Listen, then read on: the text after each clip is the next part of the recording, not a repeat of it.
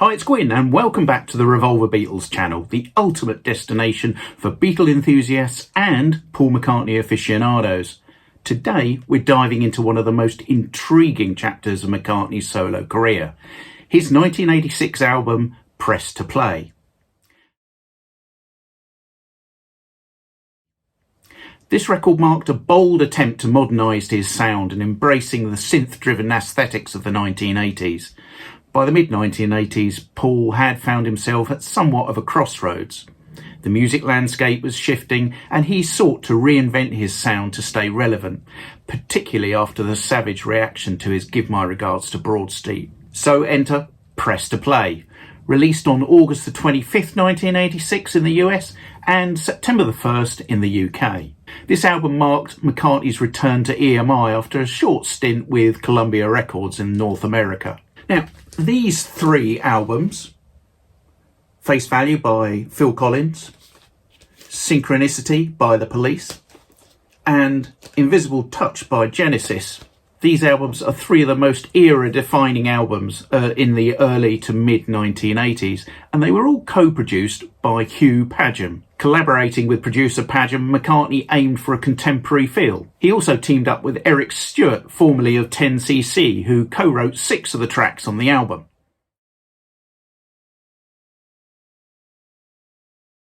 The album also featured contributions from notable musicians like Pete Townsend and Phil Collins.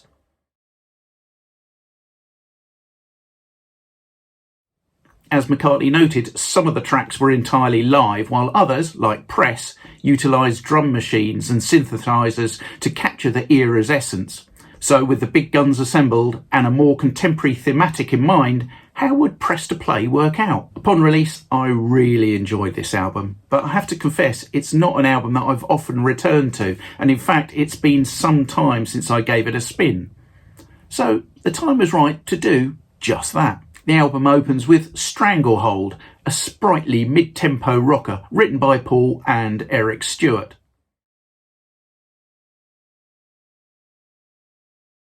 Paul sounds great on this track, and proceedings are enhanced by catchy horn and sax breaks. Good Times Coming, Feel the Sun. This catchy medley of 2 tracks continues in a strong vein, with a superb guitar outro leading into the next track, Talk More Talk. This begins with an atmospheric intro with random voice narration clips that suddenly jolt you into the song proper. Driven by the drum patterns that would be the signature for Hugh Padgham, the song continues with lyrics and voice clips built into the rhythmic track, but not reaching any fully satisfying conclusion. Interesting without being compelling, I would say. That would change on the next track, Footprints. For me, the best track on the album and a hidden McCartney gem. A track that is not necessarily tied to the era with its production sound. The lyrics and melody working together in harmony. This is great. Side 1 closes with Only Love Remains. This is an effortless McCartney ballad, beautiful melody, nice lyrics, and yet somehow it leaves me unmoved. Its sound and feel were to be echoed a few years later in Once Upon a Long Ago, a wholly more satisfying result in my view. Side 2 kicks off strongly with Press. Despite atrocious lyrics and the very 1980s styling, there is a great pop song hidden in here, and it was a natural single release at the time, accompanied by a super video of Paul's interactions on the London Tube.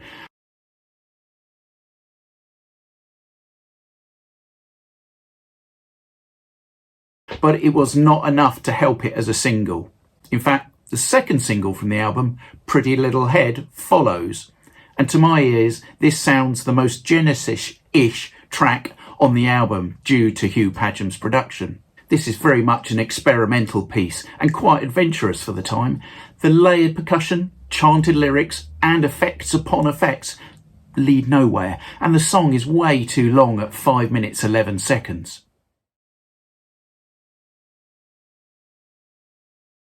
Move Over Busker is the next track, another rock number. How is it that the combined talents of McCartney and Stewart could not improve on the awful lyrics such as Mae West in a Sweaty Vest and Errol Flynn in a tiger skin? honestly. It sounds as if there are multiple songs trying to burst out of this track, and maybe that's the problem here. The next track is Angry, and that's exactly what it makes me. How do the combined talents of McCartney, Townsend and Collins botch an attempt at a paced rocker?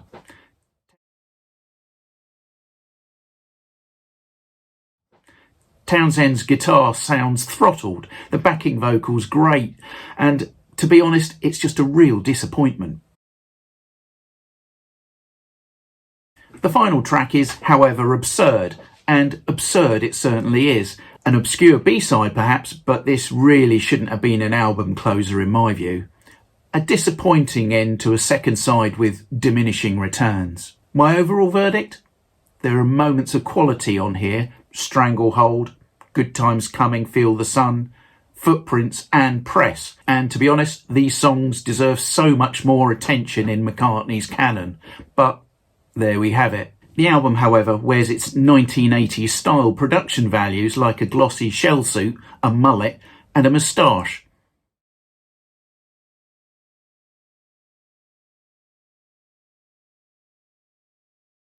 And these just do not suit the intricate melodic themes that McCartney presents. While I still love the Hugh Padgham production on Collins, Police and Genesis albums, on Press to Play it sits like an ill-fitting suit. It is hardly surprising I rarely return to this album, and probably why Paul himself looks indifferently at this LP too.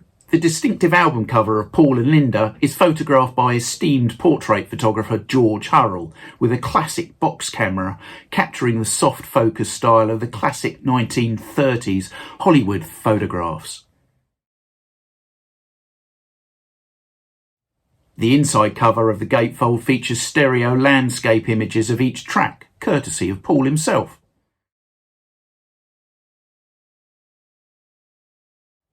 The inner sleeve displays the lyrics, which I might suggest warrant very little attention. Press to Play stands as a testament to Paul McCartney's willingness to experiment and adapt, and we should acknowledge this. While it might not have achieved the commercial success or critical acclaim of his earlier works, it represents a significant moment in his solo career, a bridge between his classic sound and his ventures into more modern production.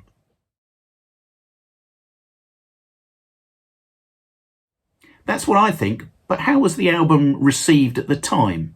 Well, upon release, Press to Play received mixed reviews. Stephen Thomas Erlewine of AllMusic gave it a 3 out of 5 stars, noting that while McCartney explored various styles, the album didn't really rank amongst his strongest. He acknowledged that tracks like Press demonstrated McCartney's knack for crafting effective pop songs. Lynn Van Matre of the Chicago Tribune praised the album as McCartney's most rocking effort in years, highlighting its catchy and fun nature. Conversely, Terry Atkinson of the Los Angeles Times felt that while Press was a delightful track, the album as a whole found McCartney somewhat lost, with Eric Stewart offering little assistance. There were also mixed reviews from the UK music press. The NME, New Musical Express, critiqued the album for its over-reliance on contemporary production techniques, suggesting that McCartney's attempt to modernise his sound resulted in a loss of charm that characterised his earlier work. Melody Maker acknowledged McCartney's efforts to evolve, but felt that the album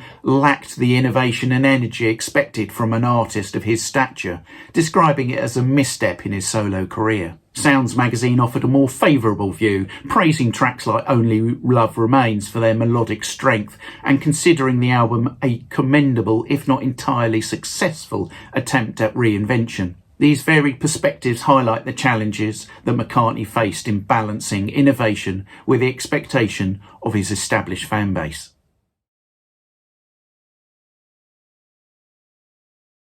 Commercially, Press to Play underperformed compared to McCartney's previous works. In the UK, it peaked at number 8, while in the US, it reached only number 30 and failed to achieve gold certification, selling approximately 250,000 copies. The lead single Press fared modestly, peaking at number 25 in the UK and number 21 on the US Billboard Top 100. Subsequent singles, Pretty Little Head and Only Love Remains, didn't make significant chart impact, reflecting the the album's overall lukewarm reception. In the years since its release, Press to Play has undergone somewhat of a re-evaluation. While it remains one of McCartney's less celebrated albums, some critics and fans appreciate its experimental nature.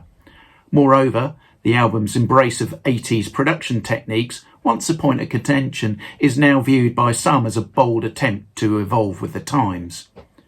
Tracks like Press have been recognised for their catchy melodies and production that encapsulates the era's sound.